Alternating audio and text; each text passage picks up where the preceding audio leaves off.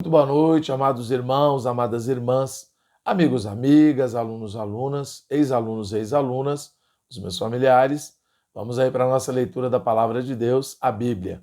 Agora a gente está conseguindo ler aí 2 capítulos do Antigo Testamento no fim de semana, 2 do Novo, mas daqui a pouco a gente acelera. Já estamos aí em 1 Coríntios no Novo Testamento e em Jeremias no Antigo. Então vamos caminhar para o nosso propósito que a gente fez com Deus. E agradeço a todos vocês que estão aqui, que Deus os abençoe muito, tá bom? Vamos ler aí 1 Coríntios 15, 16, tá bom?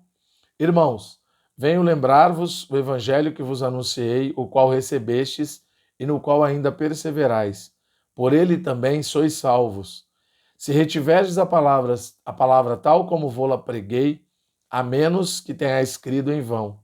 Antes de tudo vos entreguei o que também recebi, que Cristo morreu pelos nossos pecados, segundo as Escrituras, e que foi sepultado e ressuscitou o terceiro dia, segundo as Escrituras.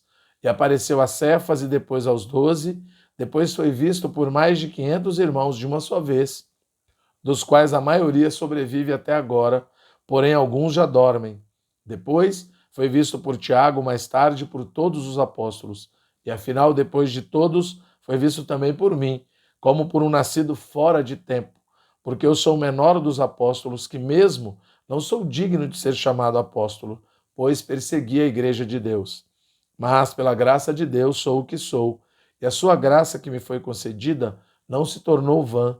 Antes trabalhei muito mais do que todos eles, todavia não eu, mas a graça de Deus comigo. Portanto, seja eu ou sejam eles, assim pregamos e assim crestes. Ora, se é corrente pregar-se que Cristo ressuscitou dentre os mortos, como, pois, afirmam alguns dentre vós que há ressurreição de mortos? Que não há ressurreição de mortos? E se não há ressurreição de mortos, então Cristo não ressuscitou. E se Cristo não ressuscitou, é vã a vossa pregação e vã a vossa fé.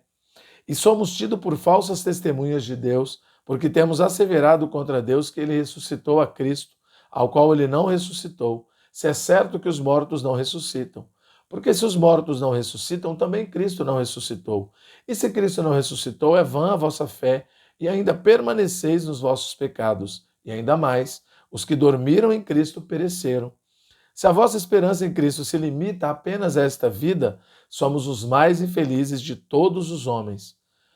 Não, se a nossa esperança em Cristo se limita apenas a esta vida, somos os mais infelizes de todos os homens. Mas, de fato, Cristo ressuscitou dentre os mortos, sendo ele as primícias dos que dormem. Visto que a morte veio por um homem, também por um homem veio a ressurreição dos mortos. Porque assim como em Adão todos morrem, assim também todos serão vivificados em Cristo. Cada um, porém, por sua própria ordem. Cristo, as primícias, depois os que são de Cristo na sua vinda. E então virá o fim, quando ele entregar o reino ao Deus e Pai, quando houver destruído todo o principado, bem como toda a potestade e poder. Porque convém que ele reine até que haja posto todos os inimigos debaixo dos pés. O último inimigo a ser destruído é a morte, porque todas as coisas sujeitou debaixo dos pés, e quando diz que todas as coisas lhe estão sujeitas, certamente exclui aquele que tudo lhe subordinou. Quando, porém, todas as coisas estiverem sujeitas, então o próprio Filho também se sujeitará àquele que todas as coisas lhe sujeitou, para que Deus seja tudo em todos. De outra maneira, que farão os que se batizam por causa dos mortos? Se absolutamente os mortos não ressuscitam, por que se batizam por causa deles? E por que também nós nos expomos a perigos a toda hora? Dia após dia morro. Eu protesto, irmãos, pela glória que tenho vós outros em Cristo Jesus, nosso Senhor. Se como homem lutei em Éfeso com feras, que me aproveita isso? Se os mortos não ressuscitam, comamos e bebamos, que amanhã morreremos. Não vos enganeis. As más conversações corrompem os bons costumes.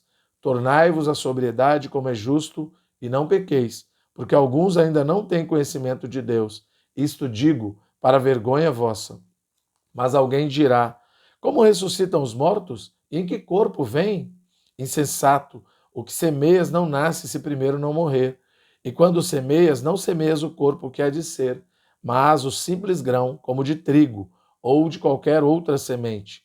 mas Deus lhe dá corpo como lhe aprouver dar a cada uma das sementes, o seu corpo apropriado. Nem toda carne é a mesma, porém uma é a carne dos homens, outra a dos animais, outra a das aves, outra a dos peixes. Também há corpos celestiais e corpos terrestres. E sem dúvida, uma é a glória dos celestiais e outra a dos terrestres. Uma é a glória do sol, outra a glória da lua, e outra a das estrelas. Porque até entre estrela e estrela há diferenças de esplendor. Pois assim também é a ressurreição dos mortos. Semeia-se corpo na corrupção, ressuscita na incorrupção. Semeia-se em desonra, ressuscita em glória.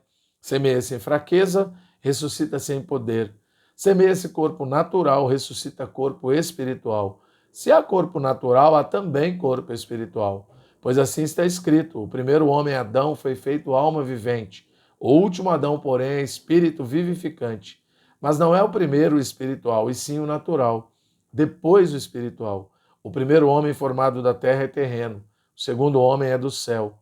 Como foi o primeiro homem, o terreno, tais também os demais homens terrenos. E como é o homem celestial, tais também os celestiais. E assim como trouxemos a imagem do que é terreno, devemos também trazer a imagem do que é celestial. Isto afirma, irmãos, que a carne e o sangue não podem herdar o reino de Deus, nem a corrupção herdar a incorrupção. Eis que vos digo em mistério: nem todos dormiremos, mas transformados seremos todos. No momento, no abrir e fechar de olhos, ao ressoar da última trombeta, a trombeta soará, os mortos ressuscitarão incorruptíveis e nós seremos transformados, porque é necessário que este corpo corruptível se revista da incorruptibilidade e que o corpo mortal se revista da imortalidade. E quando este corpo corruptível se revestir de incorruptibilidade e o que é mortal se revestir da imortalidade, então se cumprirá a palavra que está escrita: tragada foi a morte pela vitória. Onde está, ó morte, a tua vitória? Onde está, ó morte, o teu aguilhão? O aguilhão da morte é o pecado, e a força do pecado é a lei. Graças a Deus que nos dá a vitória por intermédio de nosso Senhor Jesus Cristo. Portanto, meus amados irmãos, sede firmes e inabaláveis e sempre abundantes na obra do Senhor, sabendo que no Senhor o vosso trabalho não é vão. Quanto à coleta para os santos, fazei vós também como ordenei as igrejas da Galácia. No primeiro dia da semana, cada um de vós ponha de parte em casa, conforme a sua prosperidade, e vai juntando para que se não façam coletas quando eu for. E quando tiver chegado, enviarei com cartas para levarem as vossas dádivas a Jerusalém, aqueles que aprovardes. Se convier que eu também vá, eles irão comigo. Irei ter convosco por ocasião da minha passagem pela Macedônia, porque devo percorrer a Macedônia. E bem pode ser que convosco me demore, ou mesmo passe o inverno, para que me encaminheis nas viagens que eu tenha de fazer. Porque não quero agora ver-vos apenas de passagem, pois espero permanecer convosco algum tempo, se o Senhor o permitir. Ficarei, porém, em Éfeso até o Pentecostes, porque uma porta grande e oportuna para o trabalho se me abriu, e há muitos adversários. E se Timóteo for, vede que esteja sem receio entre vós, porque trabalha na obra do Senhor como também eu. Ninguém, pois, o despreze, mas encaminhai-o em paz, para que venha ter comigo, visto que o espero com os irmãos. Acerca do irmão Apolo, muito lhe tenho testemunhado, muito lhe tenho recomendado que fosse ter convosco em companhia dos irmãos. Mas de modo algum era vontade dele ir agora. Irá, porém, quando se lhe deparar boa oportunidade. Sede vigilantes, permanecei firmes na fé, portai-vos varonilmente, fortalecei-vos. Todos os vossos atos sejam feitos com amor. E agora, irmãos, eu vos peço o seguinte: sabeis que a casa de Estéfanas são as primícias da Acaia, e que se consagraram ao serviço dos santos, que também vos sujeiteis a esses tais, como também a todo aquele que é cooperador e obreiro. Alegro-me com a vinda de Estéfanas e de Fortunato e de Acaico, porque estes supriram o que da vossa parte faltava, porque trouxeram refrigério ao meu espírito e ao vosso. Reconhecei, pois, a homens como estes. As igrejas da Ásia vos saúdam no Senhor. Muito vos saúdam Áquila e Priscila, e bem assim a igreja que está na casa deles. Todos os irmãos vos saúdam. Saudai-vos uns aos outros, com ósculo santo. A saudação escrevo eu Escrevo a eu, Paulo, de próprio punho: se alguém não ama o Senhor, seja anátema. Maranata. A graça do Senhor seja convosco. O meu amor seja com todos vós, em Cristo Jesus. Amém. Louvado seja o Senhor.